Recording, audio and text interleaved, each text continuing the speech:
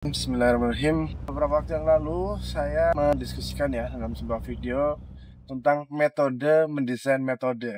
Nah, saya dalam video ini akan memberikan contoh aplikasinya ya. Seperti saya sampaikan, tahapnya itu ada beberapa ya. Yang pertama adalah Anda harus bikin proses kreatifnya ya, membakukan proses kreatifnya. Tahap berikutnya adalah menentukan kata kunci setiap tahapan kreatifnya. Setelah itu memberikan istilah yang relevan, kemudian menjadikan satu akronim dan dipublikasi sebagai validasi. Harapannya dapat validasi dari rekan-rekan maupun pembaca dari jurnal ilmiah atau buku dan sejenisnya. Dalam kali ini saya akan sampaikan ya metode pendesain wayfinding. Jadi wayfinding itu adalah salah satu turunan dari environmental graphic design, irisan antara desain grafis dan arsitektur, khususnya adalah interior. Dalam environmental graphic design ini tidak hanya grafis saja, lebih spesifik lagi itu adalah wayfinding. Wayfinding itu sistem penandaan, istilahnya lainnya adalah sound sistem penandaannya itu. Tapi wayfinding ini lebih spesifik karena dia berkaitan untuk menavigasi pengguna di satu area tertentu. Bisa jadi mall, bisa jadi tempat wisata yang luas, fasilitas umum, instansi seperti rumah sakit, pengurusan SIM, atau bahkan kampus ya. Yang intinya di situ orang datang, dia butuh navigasi. Dia mau kemana, dia tahu informasi untuk mencapai titik itu dan bisa memenuhi tujuan utama dia datang ke tempat itu. Nah, itu adalah wayfinding. Cara untuk menemukan. Sederhananya adalah informasi yang didesain untuk memberikan navigasi yang relevan bagi pengguna satu area tertentu. Nah, dalam buku saya dengan Pak Lahan di desain informasi yang stoknya sudah habis ya, sudah 2 tahun ini kita tidak restock. Beberapa rekan-rekan juga banyak yang bertanya, lagi kemana, sudah ada belum gitu ya, karena memang banyak hal yang harus dilakukan ya, dari publikasi ke pangkatan, bahkan saya harus pindah home base ke Binus Malang dan hidrologi. Nah, inilah saatnya yang tepat ya. Di dalam buku itu setidaknya ada 2 metode ya, karena desain informasi itu setidaknya menjelaskan 2 poin utama yang kami bagi dalam before UTS dan pasca UTS. Desain informasi di buku itu berkaitan dengan bagaimana kita mendesain sebuah informasi, memberitahu informasi kepada penggunanya sehingga informasi itu bisa dikomunikasikan dengan efektif, relevan, dan mudah gitu, apalagi menarik. Nah, tahap pertama di paruh semester pertama, desain informasi yang berkaitan dengan infografis. Karena ini berkaitan dengan hal yang paling simpel, sederhana ya, seperti poster atau bahkan infografis yang memang dibutuhkan gitu ya. Dan kita tahu tidak semua infografis itu relevan. Maka dari situ kami berikan satu pendekatan metode Toga di Cafe. Jadi Bapak Ibu yang mahasiswanya tugas akhirnya adalah merancang infografis untuk edukasi ini dan itu, mungkin bisa merujuk ke metode yang kami rumuskan dalam buku tersebut. Nama metodenya adalah Toga di Cafe. Karena kita tahu ya, di Cafe kan desain komunikasi visual. Yang namanya desain komunikasi visual itu bukan hanya tentang grafis yang menarik, tapi ada kata komunikasi di situ. Sehingga mahasiswa di Cafe baru bisa mendapatkan toga atau lulus wisuda ketika dia bisa mengemas informasi, berkomunikasi dengan baik secara visual. Akronim dari T sama O, to-nya itu adalah topik ya. Kita tahu dalam mendesain sebuah informasi kita butuh topik, kita butuh konteks sana. Sehingga hal pertama yang ditentukan adalah topik dan konteks itu. Kemudian tahap G-nya ya. G-nya itu adalah gagasan. Itu berarti kita memastikan pada siapa kita berkomunikasi, target segmentasinya siapa, kemudian apa yang ingin kita sampaikan kepada mereka. Kita akan punya namanya daftar informasi yang harus kita muat dalam infografis akhir nanti. D-nya itu adalah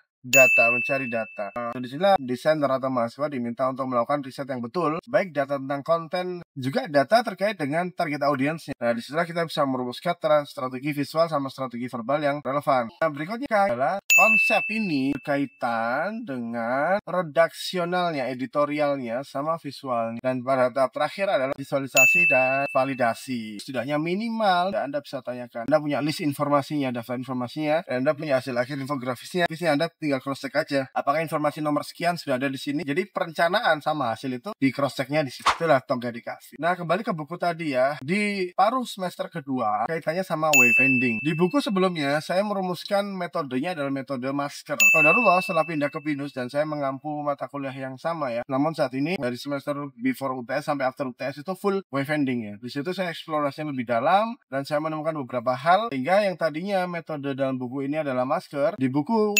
revisiin nanti metode untuk mendesain wayfinding saya rumuskan sebagai metode dengan akronim obsidian. Obsidian itu secara harfiahnya dia adalah batu yang indah ya, tajam, keras, yang berkaitan dengan alam. Karena ini kan EGD ya, Environmental Graphic Design, sehingga harapannya dengan Anda menggunakan metode ini, desain Anda itu tetap bisa bersatu dengan alam, atau setidaknya konteksnya adalah lingkungan, environment, atmosfer ya, ekosistem yang ada di mana desain itu akan ditampilkan. Dan dia juga memiliki pesan yang tajam, indah, dan kokoh sebagai sarana untuk memperkokoh strategi branding ya. Karena wayfinding ini bisa juga menjadi perpanjangan strategi untuk memperkuat brand identity-nya. Nah, Obsidian yang kami rumuskan ini merupakan akronim dari 6 tahapan. Pertama, OBS-nya itu ya observasi, yang maksudnya adalah Anda harus mencari tahu site visit dulu, baik itu redesign ataupun belum ada, baru bangun, Anda tetap harus datang ke bangunannya, atau setidaknya kalau dia masih perancangan Anda harus tahu marketnya. Intinya di sana Anda melihat beberapa hal, titik simpulnya, perpindahannya, alurnya, penataan ruangnya, sehingga Anda bisa dengan mudah untuk bikin tema di sana. Setelah observasi, yang kedua adalah S-nya itu sintesis ya. Sintesis itu berkaitan dengan connecting the dot gitu ya,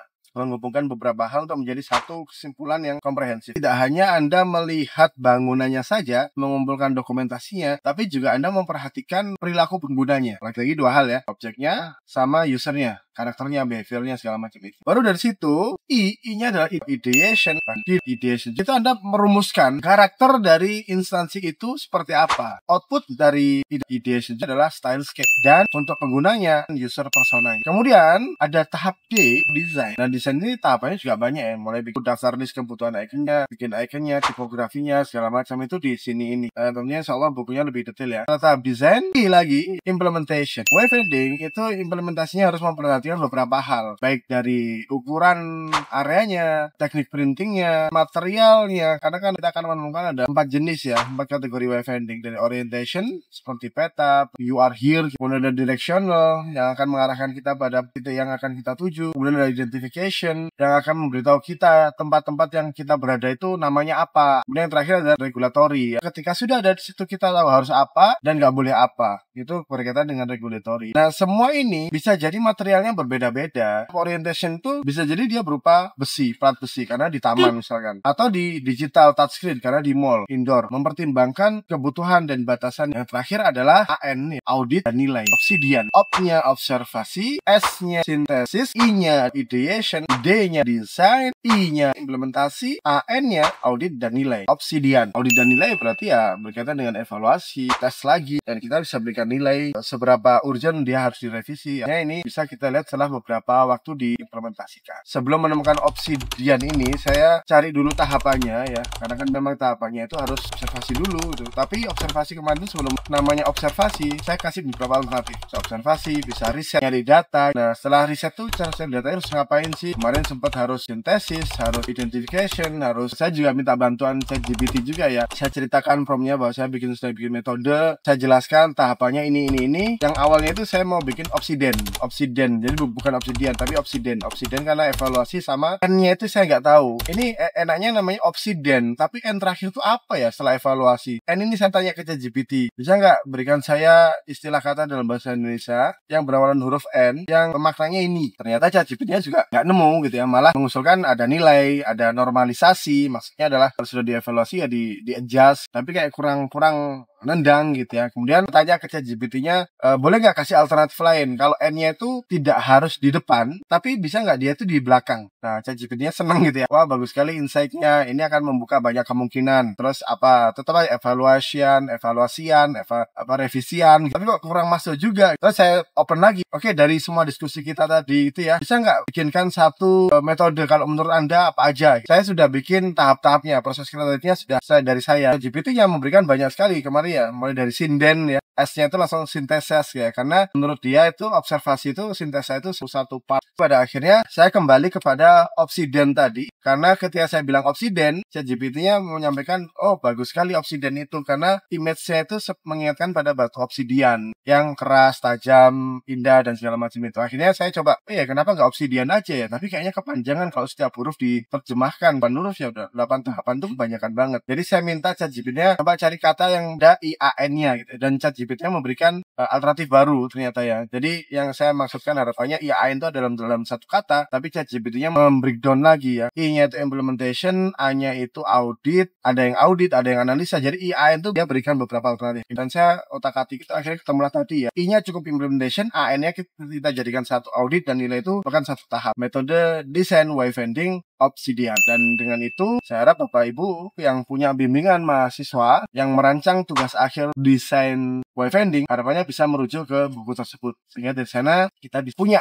tolak ukur tahapan yang jelas ya, yang dibakukan. Dan tentu ini sangat open ya Bapak Ibu ya. Kalau Bapak Ibu punya ide lain atau mungkin hal yang bisa dijadikan penyempurnaan, Bapak Ibu bisa berikan masukan kepada kami, atau Bapak Ibu bisa menulis metode yang baru, sehingga kaidah khasanah keilmuan kita akan berkembang dengan banyaknya ide-ide tadi. Itu sih Bapak Ibu sedikit cerita tentang bagaimana mengimplementasikan metode, mendesain metode ya. Kalau Bapak Ibu berminat dengan buku desain informasi yang kedua ini, kita akan stok lagi ya, produksi ulang lagi dengan edisi revisi tadi. Nah, Bapak Ibu bisa klik link yang ada di bawah ya untuk bisa melakukan pre-order. Nah, nanti akan ada informasinya di situ ya. Semoga nanti dengan buku ini, kaidah ini bisa bermanfaat bagi Bapak Ibu untuk mempermudahkan menjelaskan pada mahasiswa, dan mahasiswa juga mudah untuk bisa mengikuti acuan yang ada, dan juga instansi maupun masyarakat yang menjadi objek penelitian mahasiswa kita bisa punya benefit yang lebih luas. Pada akhirnya informasi yang disampaikan membantu banyak orang, dan itu menjadi amal jariah bagi kita semua. Assalamualaikum warahmatullahi wabarakatuh.